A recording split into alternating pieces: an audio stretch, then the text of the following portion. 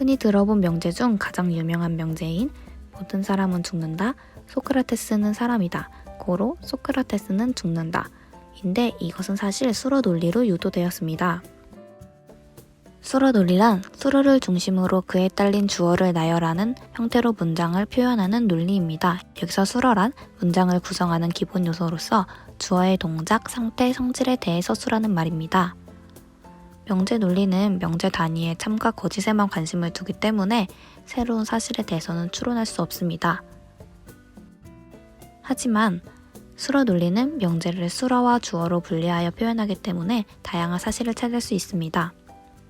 소크라테스는 죽는다는 명제가 참인지 거짓인지 판별하기 위해서는 첫 번째 명제인 죽는다와 두 번째 명제인 소크라테스를 서로 연결시킬 수 있는 연결고리가 필요합니다. 각각의 명제에선 사람이라는 공통된 수러를 연결고리로 갖기 때문에 소크라테스는 죽는다라는 사실을 도출해낼 수 있습니다. x 플러스 1은 0과 같이 수식은 변수의 값이 주어지지 않았기 때문에 참과 거짓을 판별할 수 없어 명제라고 할 수 없습니다. 하지만 변수의 값이나 범위가 주어진다면 참과 거짓을 판별할 수 있게 되므로 명제가 됩니다. 이와 같이 변수를 포함하고 변수의 영역이 제한된 문장이나 식을 명제함수라고 합니다.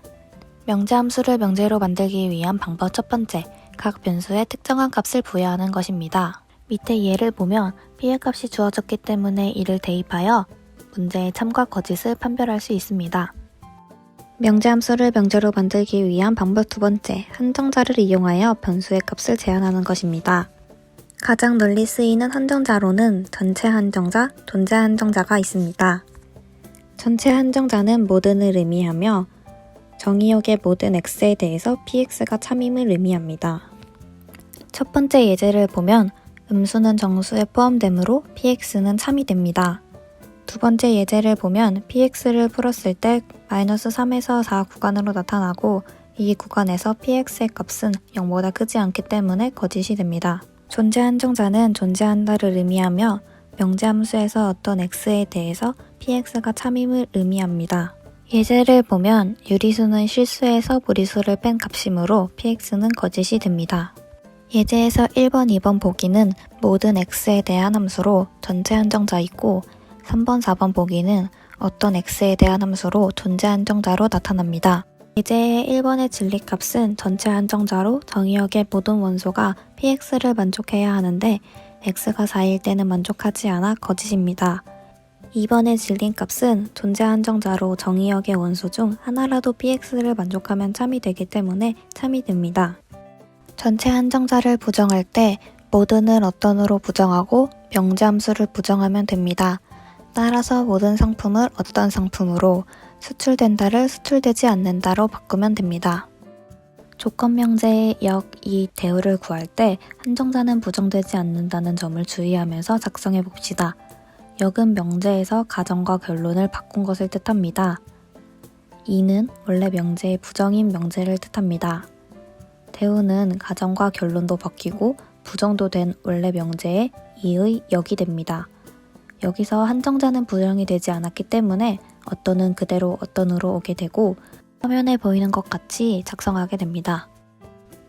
이 예제와 같이 하나의 명제함수에서 종류가 다른 한정자가 여러 개 사용될 경우에는 한정자를 순서대로 해석해야 합니다. 1번 명제의 경우 어떤 x는 모든 y에 대해 식을 만족해야 되는데 이러한 x는 존재할 수 없으므로 거짓이 됩니다. 예를 들어서 쉽게 생각해보면 어떤 x를 하나 지정해 주었을 때 여기에 모든 y 값을 넣어도 이 식이 참이 되어야 하는데 그렇지 않기 때문에 거짓이 됩니다. 반대로 2번 명제는 모든 정수 x는 어떤 y에 대해 식을 만족해야 합니다. 예를 들어 모든 정수에 대해서 식이 참이 되도록 하는 어떤 정수 하나만 y에 대입하면 되는 것이므로 이 명제는 진리값이 참이 됩니다. 한정자가 사용된 명제함수의 타당성을 분석하기 위해 벤 다이어그램을 사용합니다. 명제 영희는 서울에 있다와 서울은 한국에 있다를 각각 벤 다이어그램으로 나타내면 다음 그림과 같습니다. 두 벤 다이어그램을 하나로 합쳐 표현하면 다음과 같이 나타낼 수 있습니다. 벤 다이어그램에서 영희는 한국에 있으므로 해당 3단 문법은 참이라고 할 수 있습니다. 다음 명제를 살펴보겠습니다.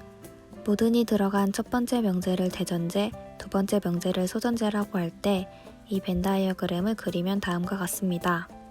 두 전제를 통해서 마이너스 1이 실수에 위치한다는 것은 알 수 있지만 마이너스 1이 자연수에 있는지 자연수 밖에 있는지는 알 수가 없습니다. 이러한 경우 전제들로부터 결론이 완벽하게 유도될 수 없으므로 해당 추론은 타당하지 않다고 말합니다.